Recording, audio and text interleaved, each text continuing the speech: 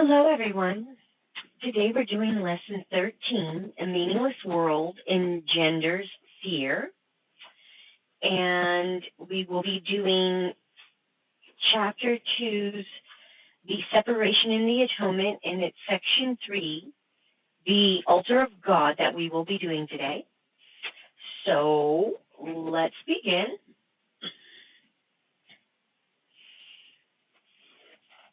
Section 3, The Altar of God. The atonement can only be accepted within you by releasing the inner light. Since the separation, defenses have been used almost entirely to defend against the atonement and thus maintain the separation. This is generally seen as a need to protect the body. The many body fantasies in which minds engage arise from the distorted belief that the body can be used as a means for attaining atonement. Perceiving the body as a temple is only the first step in correcting this distortion, because it alters only part of it. It does recognize that atonement in physical terms is impossible. The next step, however, is to realize that a temple is not a structure at all. Its true holiness lies at the inner altar around which the structure is built. The emphasis on beautiful structures is a sign of the fear of atonement and an unwillingness to reach the altar itself. The real beauty of the temple cannot be seen with the physical eye. Spiritual sight, on the other hand, cannot see the structure at all because it is perfect vision. It can, however, see the altar with perfect clarity. For perfect effectiveness, the atonement belongs at the center of the altar, of the inner altar, where it undoes the separation and restores the wholeness of the mind.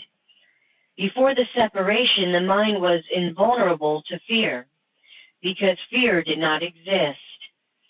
Both the separation and the fear are miscreations that must be undone for the restoration of the temple, and for the opening of the altar to receive the atonement. This heals the separation by placing within you the one effective defense against all separation thoughts and making you perfectly invulnerable. The acceptance of the atonement by everyone is only a matter of time. This may appear to contradict free will because of the inevitability of the final decision, but this is not so. You can temporize and you are capable of enormous procrastination, but you cannot depart entirely from your Creator, who set the limits on your ability to miscreate.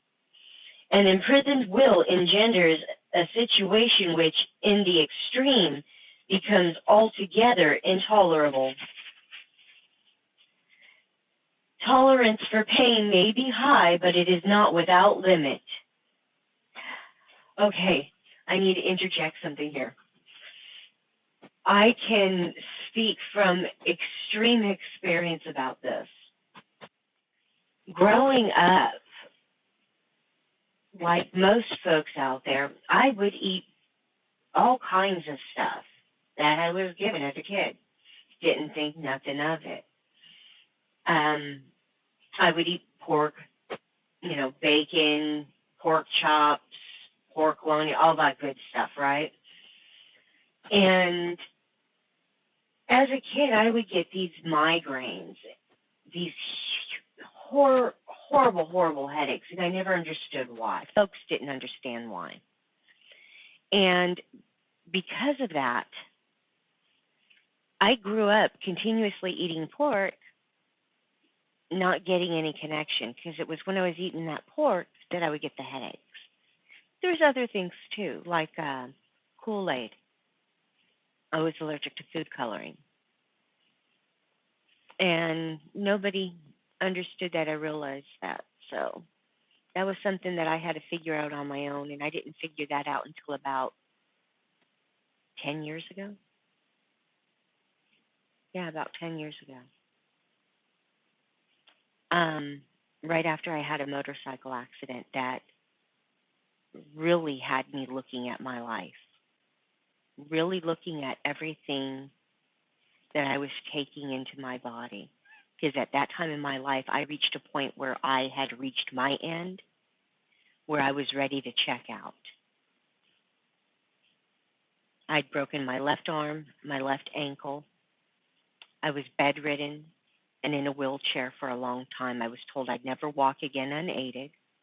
I was informed I had 2 forms of cancer, diabetes, high blood pressure, along with the migraines I was continuously suffering from every single day. And then I started bleeding continuously on top of that, having my menses continuously for over a year. Needless to say, my body was falling apart. So I had reached my end. I was like, okay, they have me on 14 pills 4 times a day. I'm done. I'm going to take all these pills and all these bottles all at once and check out. And I had a conversation with God in my kitchen that day saying, I'm done. Either you show me how the hell to get out of this crap I'm in without wading through bullshit, or I'm checking out. And that day, I heard a voice. I heard a voice telling me to start paying attention to what I took into my body and to how my body reacted, to connect those dots. And as I did so, I found that certain things I reacted to, certain things I didn't. I started paying closer attention to how my body reacted. That was the first step for me, was to pay attention to how my body reacted. And this was like 10, 11 years ago, before I ever found this course. And let me tell you, my relationship was falling apart. My life was falling apart. It was right before that big bubble hit. So I was getting done with my life. And needless to say, when I reached that point, I had reached the end of my tolerance for pain and suffering. I had reached the bottom of my barrel. And that's what seems to drive a lot of folks to find another way. And it leads them to places like this course. You don't want to suffer the pain anymore. And that's why we're here. This is telling us that we need to change something. And it's the way we look at ourselves, the things we think, the things we believe, because we project out what we believe on the world. And that is what we keep doing. Whatever we believe about ourselves, we project out there.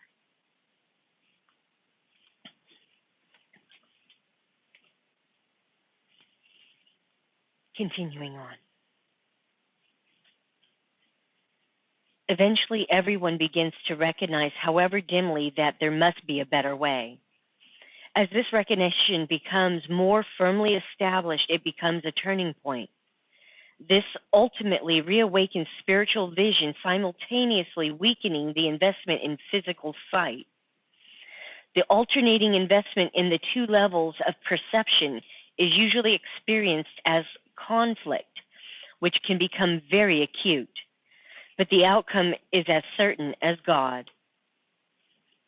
Spiritual vision usually cannot see error and merely looks for atonement. All solutions the physical eye seeks dissolve. Spiritual vision looks within and recognizes immediately that the altar has been defiled and needs to be repaired and protected. Perfectly aware of the right defense, it passes over all others, looking past error to truth. Because of the strength of its vision, it brings the mind into its service. This reestablishes the power of the mind and makes it increasingly unable to tolerate delay, realizing that it only adds unnecessary pain. As a result, the mind becomes increasingly sensitive to what it would at once have regarded as very minor intrusions of discomfort. Interjecting again here, folks.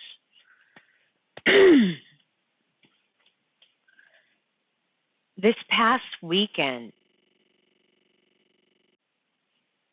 as I was sharing about the things going on with my family and how my body was reacting and whatnot, this here is a direct correlation to what I was talking about there, about how it was all connected.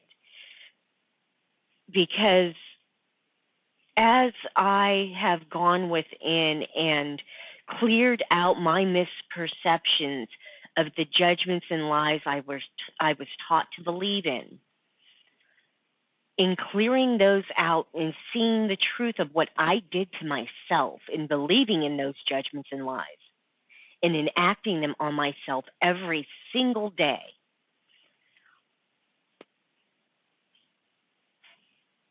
when I, in that moment in that wheelchair, turned to Holy Spirit, I turned myself over to him fully that day. And believe me, at that time, I hated God. I could not stand him. I blamed him for all the rapes, molestations, beatings, all the abuses I had suffered all my entire life. And I was studying Wicca in between the age of 14 on up through until until I was 41. I had been doing that. I'd been studying Wicca. I had also studied a lot of other religions too, went and tried them all out, and I found one thing in common. They all had similar things going on, but they all had a twist, that they were the one and the only. And they judged everyone else as being wrong, incorrect, and bad, and going to hell or whatever.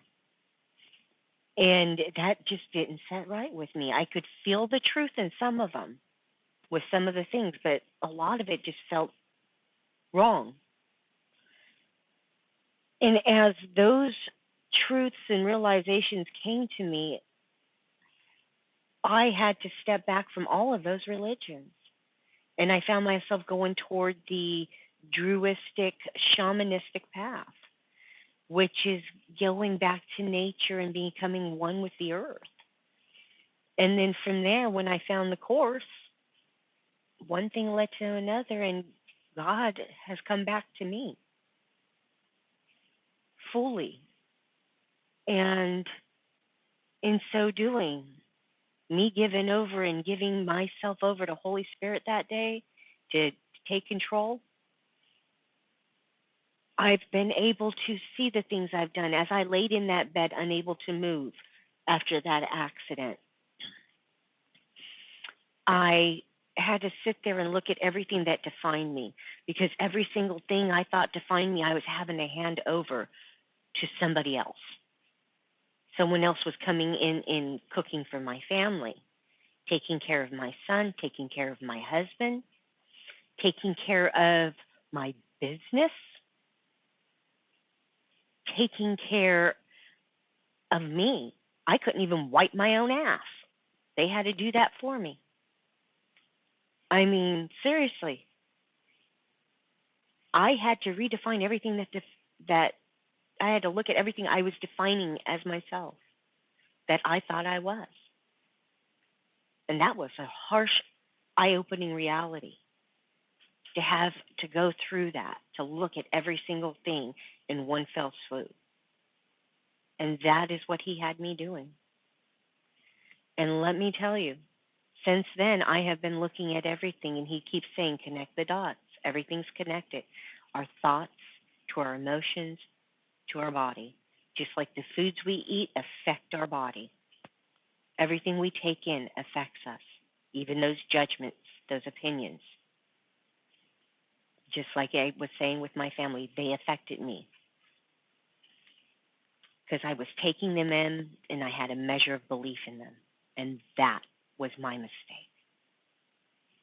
I doubted myself in those moments.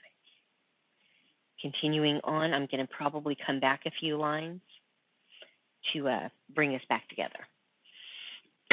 At number 4 in paragraph 4, sentence 4. Perfectly aware of the right defense, it passes over all others, looking past error to truth. Because of the strength of its vision, it brings the mind into its service. This reestablishes the power of the mind and makes it increasingly unable to tolerate delay, realizing that it only adds unnecessary pain. As a result, the mind becomes increasingly sensitive to what it would once have regarded as very minor intrusions of discomfort. The children of God are entitled to the perfect comfort that comes from perfect trust. Until they achieve this, they waste themselves in their true creative powers on useless attempts to make themselves more comfortable by inappropriate means. But the real means are already provided and do not involve any effort at all on their part. The atonement is the only gift that is worthy of being offered at the altar of God because of the value of the altar itself. It was created perfect and is entirely worthy of receiving perfection. God and his creations are completely dependent on each other. He depends on them because he created them perfect. He gave them his peace so they could not be shaken and could not be deceived. Whenever you are afraid, you are deceived, and your mind cannot serve the Holy Spirit. This starves you by denying you your daily bread. God is lonely without his sons, and they are lonely without him. They must learn to look upon the world as a means of healing the separation.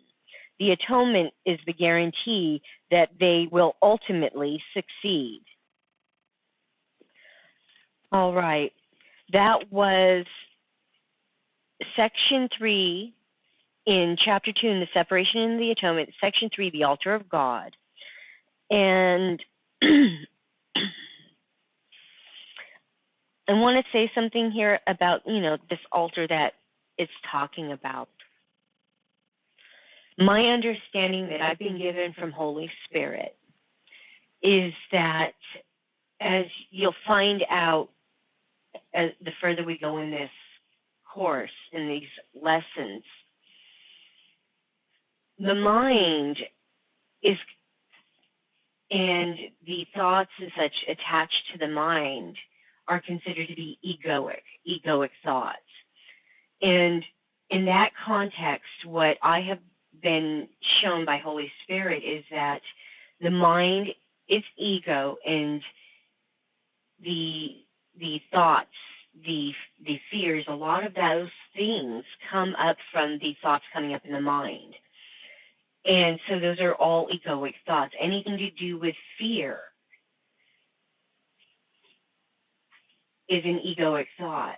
And that Holy Spirit comes from the heart. You feel him here in the center of your chest. It's a warm expansion, like you are just opening up.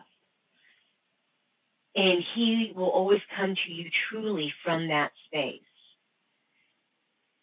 And when I listen to that feeling, that physical feeling, and I can feel it, and sometimes I even feel it here in my third eye and in my crown and right up here as I'm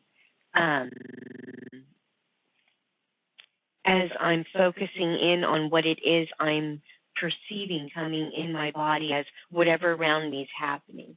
I perceive what's going on out there, and then inside I'm asking Holy Spirit, what's happening? Holy Spirit is here in your altar. Your altar is here in your heart chakra, with your soul, with your spirit, here in the center of your being. It's not your body. Your body is just one of the most magnificent tools you have. It gives you clues into what it is that you are thinking, feeling, and experiencing. It gives you warnings. It says, hey, you got something to look at here. Don't just pass it over. Look at this. If it's engendering conflict within you, pain, hurt, anger, the hurtful thoughts, the negative, angry thoughts, all those things, look at them. Look at them with him. He'll show you what they're about. And trust him to show you. But you got to ask him to look first. So that's what I want to bring to the attention, is that the altar is here in the center. It is in the center of your being, in your heart chakra. That's where Holy Spirit rests with you. He speaks to you from within, always from within. All right, moving on to the lesson of the day, which is lesson 13. A meaningless world engenders fear. Today is really another form of the preceding one, except that it is more specific as to the emotion aroused.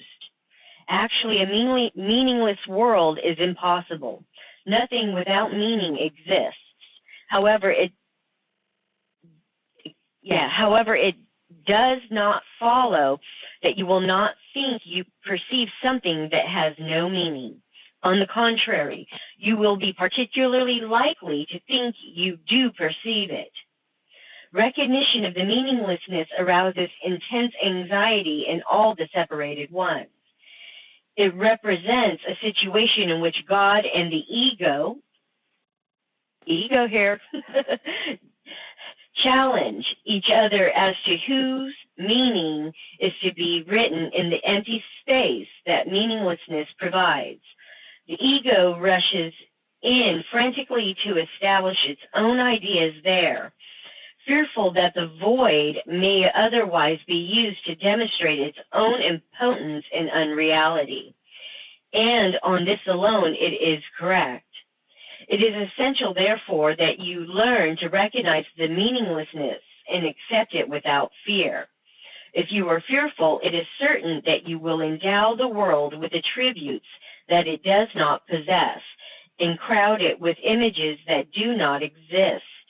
To the ego, illusions are safety devices, as they must also be to you who equate yourself with the ego. And interjecting here, that is absolutely true. At this moment in time, we equate ourselves with our ego minds, with our thoughts, our judgments, our opinions. Oh, please, look at her wearing them funky old boots. Oh, please. You know, getting that nasty attitude, judging. I could have made this so much better. I know exactly what this needed to just give it that perfect kick. You know what I'm talking about, people. You know. We all have those moments where we think we know better, we know what's best. That snide little voice in the back of our heads. That is that ego voice I'm talking about.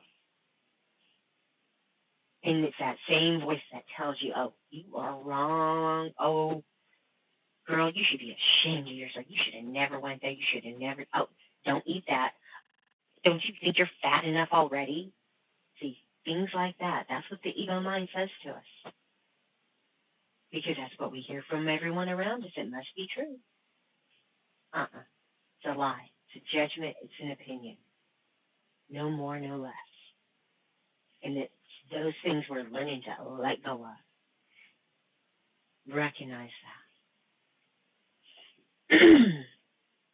Continuing on. The exercises for today, which should be done about 3 or 4 times for not more than a minute or so at most each time, are to be practiced in a somewhat different way from the preceding ones. With eyes closed, repeat today's idea to yourself. Then open your eyes and look about you slowly, saying, I am looking at a meaningless world. Repeat this statement to yourself as you look about. Then close your eyes and conclude with, A meaningless world engenders fear because I think I am in competition with God. You may find it difficult to avoid resistance in one form or another to this concluding statement. Whatever form such resistance may take, remind yourself that you are really afraid of such a thought because of the vengeance of the enemy. You are not expected to believe the statement at this point and will probably dismiss it as preposterous. Note carefully, however, any signs of overt or covert fear which it may arouse. This is our first attempt at stating an explicit cause and effect relationship of a kind which you are very inexperienced in recognizing. Do not dwell on the concluding statement, and try not even to think of it except during the practice periods. That will suffice at the present, or at present. And that, folks, was lesson 13 in the workbook of A Course in Miracles. A meaningless world engenders fear. And this is what I've been talking about since the start, about how our thoughts depict what we see. Our thoughts truly depict what it is we see out there in the world, because our thoughts are based off of our judgments and opinions, our fears, our guilt, our shames, our angers, our pains, our anguish, all of it. We project all of these things out. And as we do that, what we see out there is absolutely meaningless, because it's only as the meaning we're giving to it in that moment. And when you are looking at this stuff and really taking note, you will feel conflict inside. You will feel hesitancy to believe it. And let me tell you, I went through it. I can tell you. I was like, oh, this is just bullshit. No way. This is crap. And the more I did it,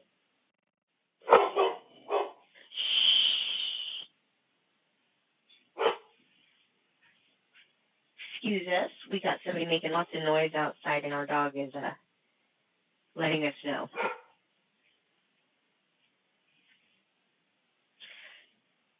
Okay, so as I was saying, in all of it, we have to look at what it is we are truly thinking in that moment. What judgment is there? What opinion is coming up? What fear? What guilt? What shame? Excuse my dog, Thor. Somebody's making lots of noise out there, and it's exciting him.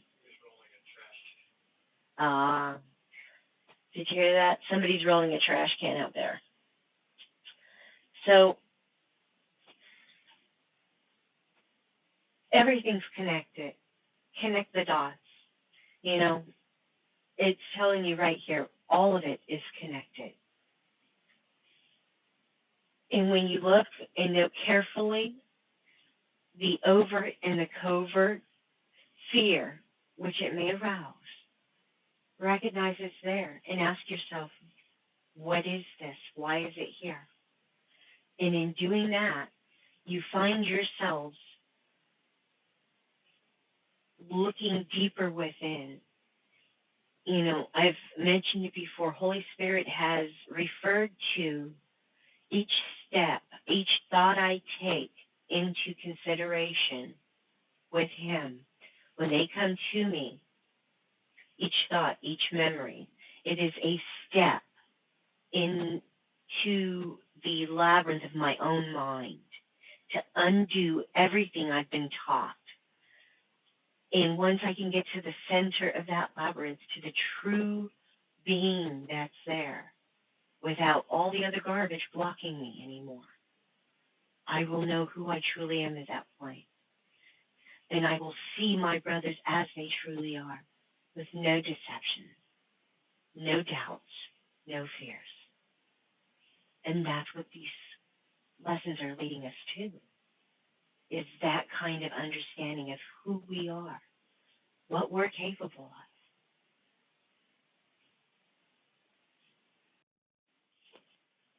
That was lesson 13 in the workbook of A Course in Miracles. A meaningless world engenders fear. And section 3 of chapter 2, the separation and the atonement. Section 3, the altar of God. Thank you for joining me today. My name is Sabrina Reyenga with Alex behind the cameras. And as you found out yesterday, we do run multiple cameras in case we get things messing up. Have a wonderful day. Namaste.